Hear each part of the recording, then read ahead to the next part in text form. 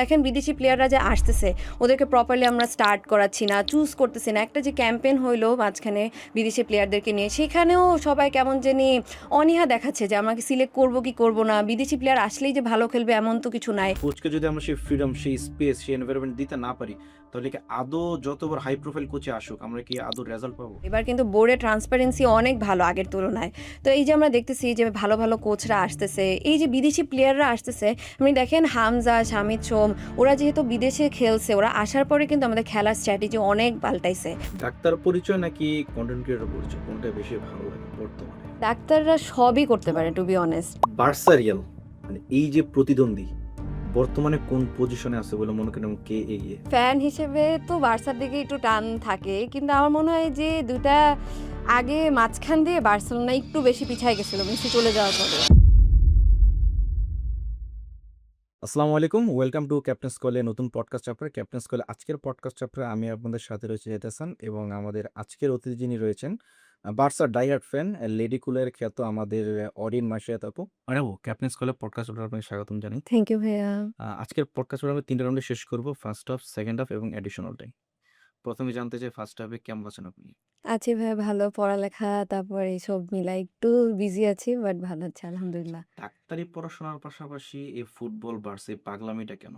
ছোট থেকে ভাইয়া ফুটবল তো অনেক ছোটকাল থেকে দেখি, কিন্তু তো যখন থেকে দেখতাম ওই সময় একটা জিনিস হতো কি যে মেয়ে হিসেবে দেশে তো আমি অনেক কিছু আসলে জিজ্ঞেস করতে পারতাম না। অনেক ছোটকালে তো অনেক কোয়ারিজ ছিল আমার, এই অফসাইড হোক, তারপরে আরও অনেক টার্মস ধরেন, এইসব জিনিস তো অত ক্লিয়ারলি বুঝতাম না। তো তখন খালি আমার ভাইয়া বাবাকে আমি খালি ফ্র্যাঙ্কলি জিজ্ঞেস করতে পারতাম, বা অন্য কোথাও জিজ্ঞেস করলে জিনিসটা একদমই ইয়াতে চলে যেত যে বলো 11টা প্লেয়ারের নাম বলো, নাহলে তুমি অফসাইড কি বুঝো এসবে। তো তখন থেকে আমি ভাবতাম যে আমি আস্তে আস্তে যখন বড় হব, আরও যখন প্রপারলি জানবো, তখন এরকম একটা প্ল্যাটফর্ম ক্রিয়েট করব যেখানে সব মেয়েরা আসলে একটু স্বাচ্ছন্দ্যে জিনিস জিজ্ঞেস করতে পারবে ফ্রিলি।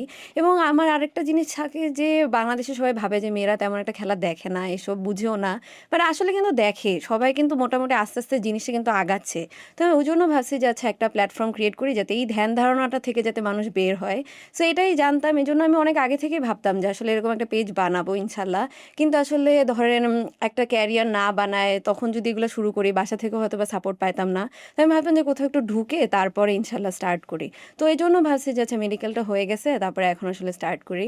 আর আমি ছোটো থেকেই না এমন একটা ছিলাম যে খালি একটা জিনিস আমি করতাম না, মানে অনেক কিছুই করতাম, পড়তামও, খেলতেও যেতাম, এইসব করতাম। তো মেডিকেলে যখন উঠে গেছি আমার কাছে ভাবতাম যে এটাই তো খালি লাস্ট, এরপর তো আমার আরও জীবন তো আরও কমপ্লেক্স হইতে থাকবে। সো লাস্ট টাইম যেহেতু আসি স্টুডেন্ট লাইফে, so why not start now, তো এমনি আর কি। এটার পাশাপাশি তো একাডেমিক স্পোর্টসও খুব অ্যাক্টিভ দেখলাম। জি, জি। আলহামদুলিল্লাহ, এই তো খেলি ব্যাডমিন্টন। কিন্তু মানে এত ক্লাব থাকতে বার্সার প্রতি কেন এত দুর্বলতা? নেইমার। খেলাই দেখা শুরু করছি নেইমারের জন্য, ফুটবলই দেখি নেইমারের জন্য। তো নেইমার যখন বার্সেলোনায় খেলতো, তো ওখান থেকে নেইমার, কিন্তু বার্সেলোনা, কিন্তু নেইমার চলে যাওয়ার পরে তখন আবার দেখলাম যে না, now that club feels like home, তো এই জন্য আর ছাড়তে পারি নাই। পরে আগে আমি মেসিকে একটু অপছন্দ করতাম, কারণ যেহেতু নেইমারকে বেশি পছন্দ করতাম ব্রাজিল আর্জেন্টিনার ক্ল্যাশের জন্য। পরে যখন নেইমার চলে গেছে, পরে আমি আরও বড় হয়েছি একটু, তারপর আমি আরও বুঝছি যে মেসি কী করে আসলে বার্সেলোনার জন্য। তো ওই জায়গা থেকে আসলে the club feels like a home, এরপরে আর আসলে ছাড়তে পারি নাই। মেসির প্রতি কি ভালো লাগার বাড়ছে? হ্যাঁ, হ্যাঁ, এখন পুরাই ১০০-১০০। ২০২২-এর ওয়ার্ল্ড কাপের সময় তো পুরাই বুঝছি যে আমি মনে হয় মেসি ফ্যানই হয়ে গেছি। আচ্ছা, আপনার রিসেন্ট না কিছু সময় আগে আপনার বার্সার ক্লাবে চুমু দেওয়া একটা ভিডিও খুব ভাইরাল। এটা নিয়ে অনেক ভিডিও, অনেক সং অনেকে নিজের টাইমলাইনে পোস্ট করতেছে। তো এই ব্যাপারটা কিভাবে এনজয় করেন? হ্যাঁ, ভালোই লাগে। যেহেতু দ্য ফেম কামস উইথ বার্সেলোনাও যাতে অ্যাডিকশন আছে। ছোট থেকেই এইভাবে আমি রুমে সেলিব্রেট করতাম একা, একা। আবার বাবা-আম্মুরা যেহেতু ঘুমায়, তো চুপচাপভাবে সেলিব্রেট করা লাগতো যাতে উঠে না যায় ওরা। তো এখন ভালোই লাগে যে এই জিনিসটা সবার সামনে আমি এক্সপ্রেস করতে পারতেছি। সবাই আসলে একটা পার্ট হচ্ছে আমার সেলিব্রেশনে, মজাই লাগে। এই জিনিসটা কি কখনো নেগেটিভ একটা প্রেশার ক্রিয়েট করে আপনার উপর, আপনার ফ্যামিলি মেম্বার বা রিলেটিভস এর উপর আপনার জন্য? না, আমার বাসা আলহামদুলিল্লাহ অনেক সাপোর্টিভ। আমার আম্মু, ভাইয়া, বাবা সবাই জিনিসটা নিয়ে অনেক সাপোর্টিভ, তো তো কিছু বলে না। আর আমি এই যে পডকাস্টে আসছি দেখে আমি আসলে একটা জিনিস বলতে চাই, সেটা হচ্ছে যে মানুষ ভাবে যে আমি এই জিনিসগুলো নিয়ে আসলে একটু স্যাড থাকি। বাট আমি যখন কন্টেন্ট ক্রিয়েশন শুরু করছিলাম, আমার এক্সপেকটেশন একদম লো ছিল যে আমি একটা বাংলাদেশে বানাচ্ছি, সচরাচর তো কেউ তেমন ফুটবল নিয়ে মেয়েরা বেশি কথা বলে না। তো আমার এক্সপেকটেশন অনেক লো ছিল যে নিশ্চয়ই অনেক ব্যাকল্যাশ হবে, অনেক অনেকে অনেক কথা বলবে। বাট আলহামদুলিল্লাহ বাংলাদেশের অডিয়েন্স, ফুটবল ফ্যান ওরা এত ওয়েলকামিং ছিল, আমি বিয়ন্ড গ্রেটফুল। মানে একটু তো কথা বলবেই। এটা তো সব জায়গাতেই সবাই বলে। আর ওই জিনিসগুলো হয় কি যে ফুটবল রিলেটেড রাইভালরি তো থাকেই। আমার যদি ওইটা অ্যাকসেপ্টেন্স না থাকে তাহলে তো আমি একটা ফুটবল ফ্যান হইতে পারলাম না। বাট আমার মনে হয় যে আমি অনেক গ্রেটফুল যে ওরা অনেক অ্যাকসেপ্টিং। আমাকে আবার মানুষজন ইয়াতেও বলে যে, "আপু আমি কমেন্ট সেকশনে বললাম না আপনার এই কারেকশনটা করিয়েন আপু, এই পরবর্তী ভিডিওতে এই জিনিসগুলা করেন।" তো সবাই আসলে আমার মনে হয় যে ফ্যানরা অনেক ওয়েলকামিং এবং অনেক হেল্পফুল। সো ওরকম ফ্যানরা আপনাকে সাজেশনও দিচ্ছে? হ্যাঁ, সাজেশনও দেয়। না, আপনি যেটা বললেন যে মেয়ে মানুষের সাথে স্পোর্টস এই জিনিসটা কিন্তু মানে আমার এখনো জেনারেশন অনেকে মনে করে যে খুব একটা কানেক্টেড না তারা। আর ফুটবল নিয়ে স্পেশালি যদি বলি, আমার দেখা মতে একমাত্র আপনাকেই পেয়েছি যে ফুটবল নিয়ে আপনি কাজ করতেছেন। বাট আদার্স কোনো মেয়ে খুব একটা কাজ করে না। মেয়েরা কনটেন্ট বানায়, যেমন আপনার ফ্যাশন কনটেন্ট বানায় অনেকে, ফুড ট্রাভেলিং বা আদার্স কনটেন্ট বানায়। বাট স্পোর্টস নিয়ে আমার দেখা মতে একমাত্র আপনি। আপনার পাশাপাশি কি এমন অন্য কেউ আছে কি আপনার জানা মতে? হয়তোবা কনটেন্ট ক্রিয়েশন এ আসতেছে না। বাট আমার আমার মনে হয় যে আমি আমার কমেন্ট সেকশনে তো দেখি যে অনেকে ইন্টারেক্ট করে। অনেক আপুরা ইন্টারেক্ট করে, আমাকে মেসেজেও দেয়, অনেক আপুরাও থাকে। কিন্তু মানে কনটেন্ট ক্রিয়েশন আসতেছে না। হয়তোবা আমি এই ফোবিয়াটা ব্রেক করতেছি হয়তোবা। এটাই স্টার্ট করলাম যে আপনারাও আসতে পারেন, ক্রিয়েশন করতে পারেন। কিন্তু খেলা আমার মনে হয় যে আস্তে, আস্তে দেখা শুরু হইছে। ওইভাবে শুরু না হইলেও আমি চাই যে লেট মি স্টার্ট ইট, যে সবাই যাতে আরো ইন্টারেস্টেড হয় মেয়েরা আসলে মানে খেলা সেই আনইজি দেখতে। ফিলটা আপনি ব্রেক করলেন। হ্যাঁ, হ্যাঁ। আপু, আপনি যেহেতু বার্সার ফ্যান, বার্সার স্কোয়াডে বর্তমানে সবচেয়ে শক্তি এবং দুর্বলতা কি আপনার চোখে?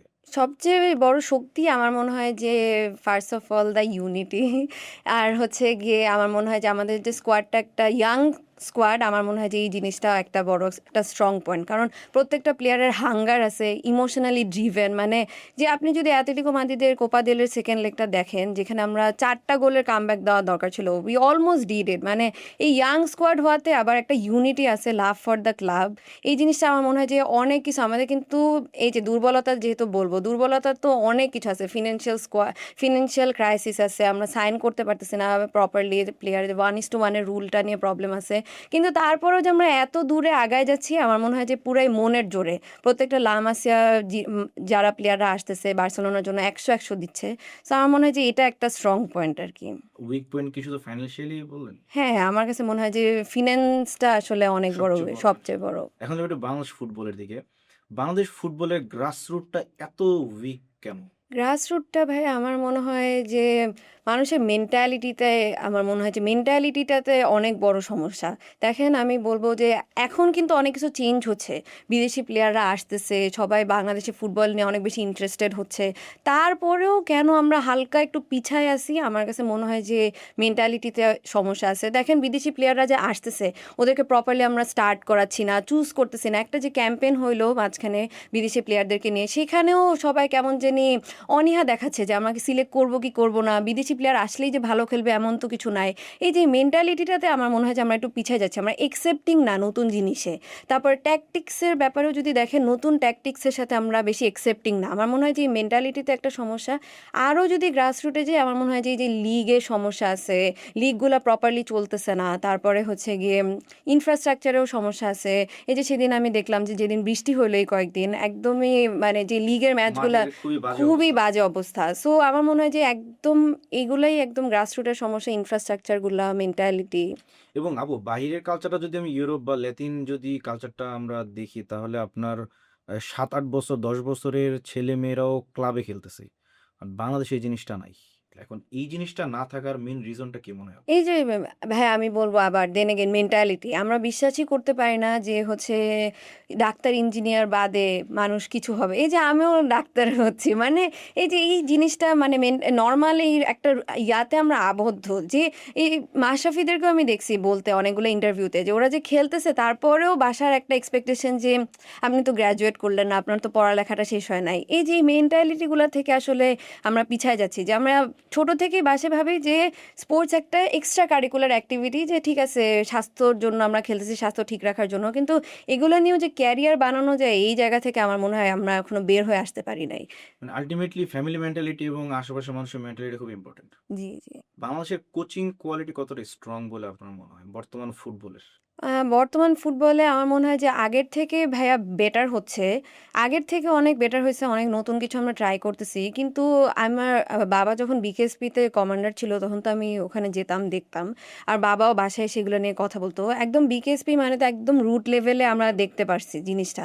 ওখানে হয় কি যে ট্র্যাডিশনাল ধ্যান ধারণাটা থেকে না কোচরা এখনো বের হইতে পারে নাই। মানে ধরেন আমরা যে নতুন, নতুন ট্যাকটিক্স গুলা দেখি ওইখানে বাবা বলত আমাকে যে আবার আমিও গিয়ে দেখতাম যে একদম ট্র্যাডিশনাল সিস্টেমই চলতেছে কোচদের মাথায় যে নর্মাল যেভাবে আমরা খেলি যে সবাই মিলে খেলতেছে যে এই জিনিসটা থেকে এখনো ওরকমভাবে বের হইতে পারে নাই।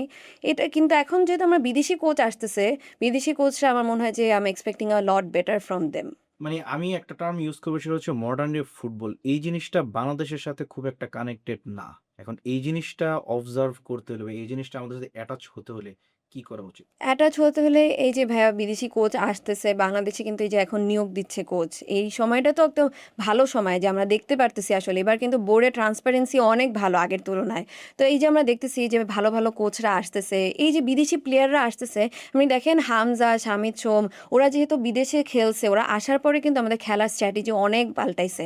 তারপর যখন হচ্ছে আমরা দেখেন অনেকগুলো ম্যাচে হাইল্যান্ড ট্রাই করতেছি, ফলস নাইনও ট্রাই করি আমরা হচ্ছে গিয়ে মুরসালিনকে। সো আস্তে, আস্তে আমার মনে হয় যে এই যে বিদেশি খেলোয়াড়রা যে আসতেছে স্কোয়াডে, বিদেশি কোচ আসতেছে, আমার মনে হয় যে আরও যদি আসতে থাকে আরও বেশি অ্যাকাস্টম হতে পারে আমাদের লোকাল প্লেয়াররা বিদেশি প্লেয়ারদের সাথে খেলে, খেলে। হামজা কিন্তু লিডারের মতন অনেক কিছু স্প্রেড করতেছে। নতুন, নতুন ট্যাকটিক্স নতুন, নতুনভাবে নিজের টিমটা গড়ে তুলতেছে। আমার মনে হয় যে আস্তে, আস্তে এমনিই হবে আসলে। আচ্ছা, আরেকটা জিনিস সেটা হচ্ছে লাস্ট যে আমাদের কোচ ছিল উনার সাথে দেশি অনেক কোচ অ্যাসিস্ট্যান্ট হিসেবে দায়িত্ব পালন করছে। তো এখন যে অবশ্যই আমরা আশা করতেছি একটা বাহিরের কোচ বাংলাদেশে আসবে। তো সে আসলে যতটুকু আমরা দেখলাম অ্যানালাইসিসে তার নিজস্ব একটা চয়েস থাকতে পারে।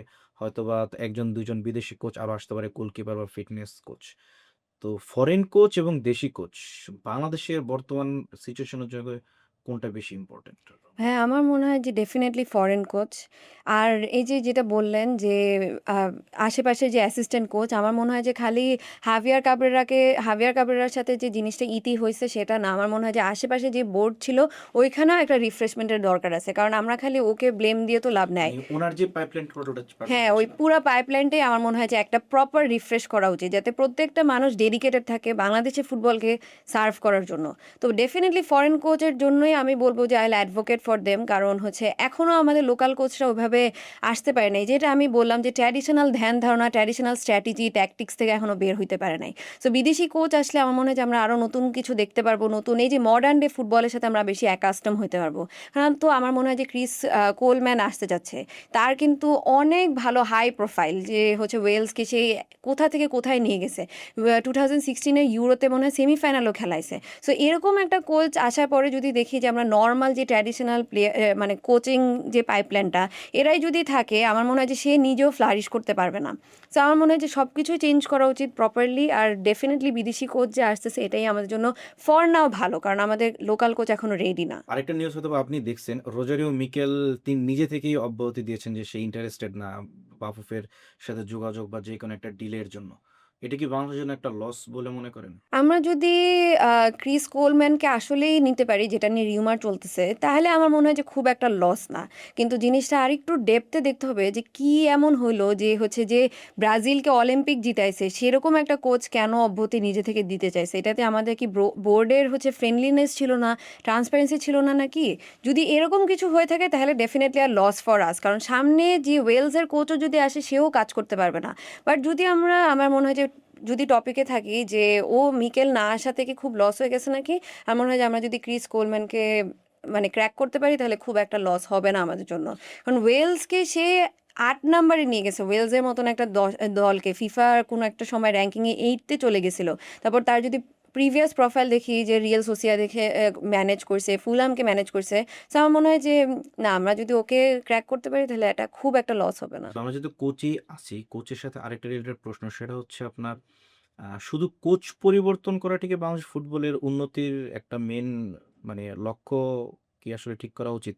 নাকি তার সাথে সাথে টোটাল যে বোর্ডটা কাজ করে বা যার আশেপাশে যার সাপোর্টে কোচ কাজ করবে, কোচকে যদি আমরা সেই ফ্রিডম, সেই স্পেস, সেই এনভায়রনমেন্ট দিতে না পারি, তাহলে কি আদৌ যত বড় হাই প্রোফাইল কোচই আসুক, আমরা কি আদৌ রেজাল্ট পাবো? না, না, ডেফিনিটলি যে বললাম না যে পুরা পাইপলাইন, বোর্ড সবাইকেই আমার মনে হয় যে চেঞ্জ করতে হবে। যারা আগে থেকে আমাদের কিন্তু হঠাৎ করে হামজা আসার পরে না একটা নতুন এরা শুরু হয়েছে বাংলাদেশ ফুটবলের।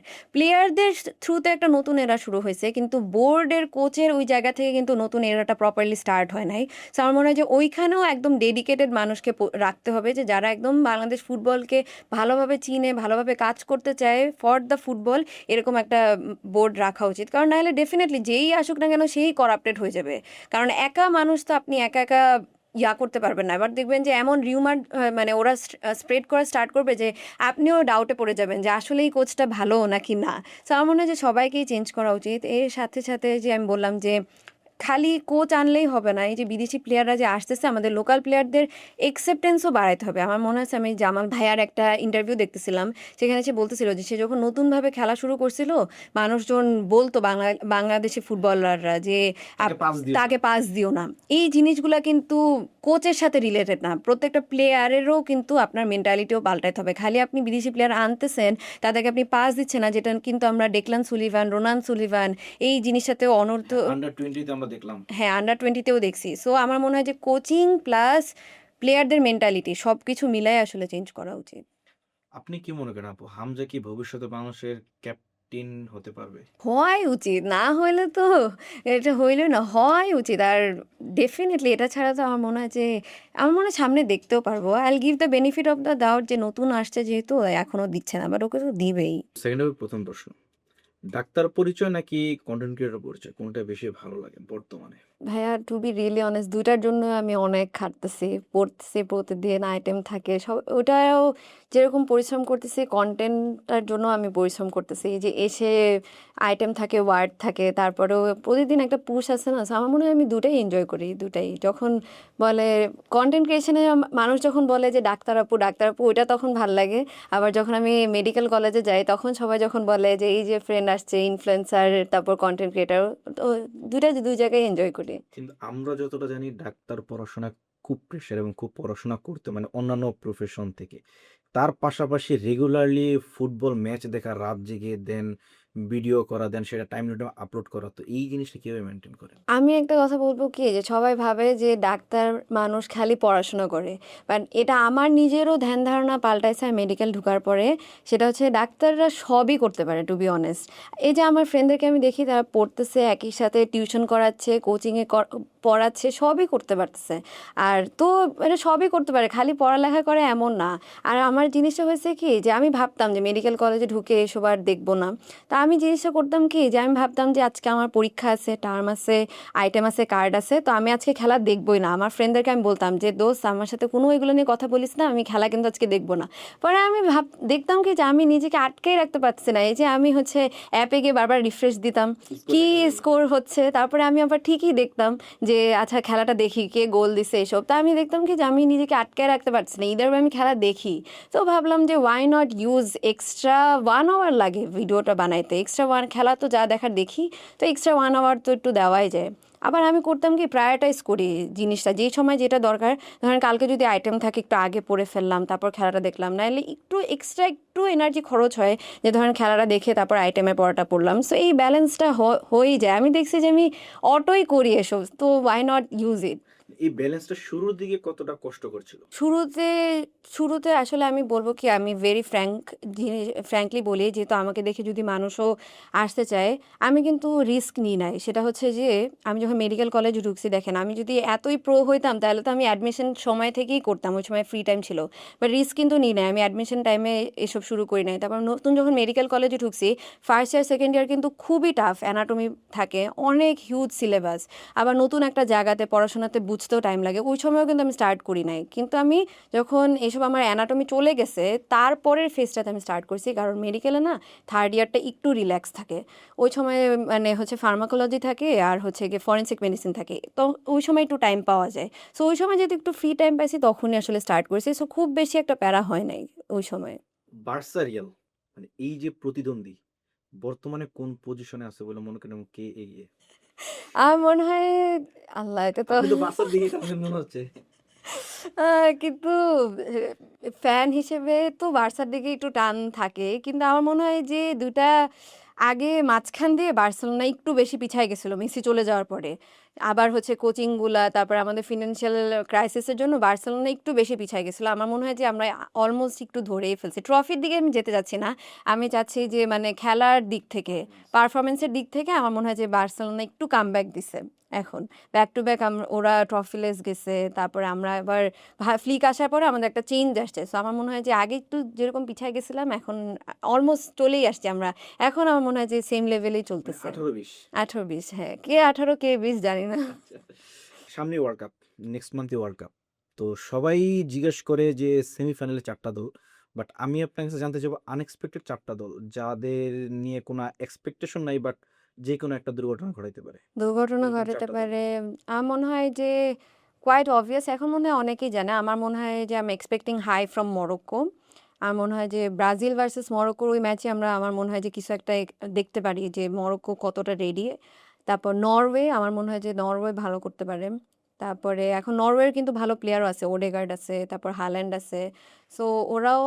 আর হচ্ছে জাপান তো বরাবর ভালো কিছুই করে। আর আমার মনে হয় যে ৩ টা পাইছি।